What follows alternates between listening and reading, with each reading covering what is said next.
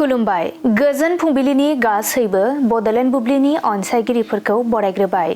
दिनै 17 फेब्रुआरि मंगलबारनि फान्जामुथिखौ फरायथिनो लादों आं उदांस्रि मुसाहारिया। फान्जामुथिनि गिबियाव दं मेष राशि। नोंथांनि नखराव सुखु गोजोन फैगोन, गोसोखौ सान्थि मोनगोन।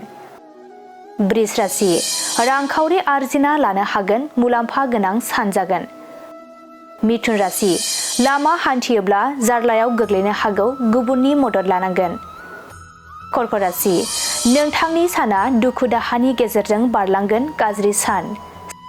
सिंह राशि मोननो थाङै मुवाखौ मोननो हास्थायगोन, गोसोआव बायदि साननाय हनाय सोमजिगोन। कन्या राशि जाफुंनो गोनां खामानियाव गाज्रि नोजोर नांनो हागौ, खामानिया आद्रा जागोन।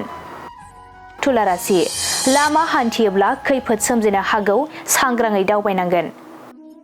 वृश्चिक राशि आखायाव फैखानाय खाबुखौ खोमाना लानांगोन, गोसोखौ दुखु मोनगोन।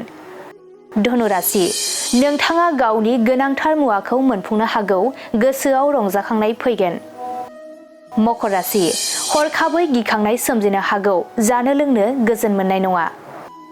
कुम्भ राशि सोरजोंबा लोगोथिनि सोमोन्दो खानो हागोन, गोरोबलायनायनि मोजां सान।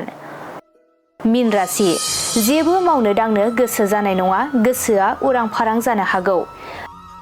दिनै सानसेनि राशि फरायथिनायाबो एसेनोसै। आसा खालामो नोंथांनि दिनैनि साना मोजाङै मोजां थांगोन, बेखौ बडलेण्ड बुब्लि नखरनिफ्राय मिजिंथिबाय। गोजोन्थों।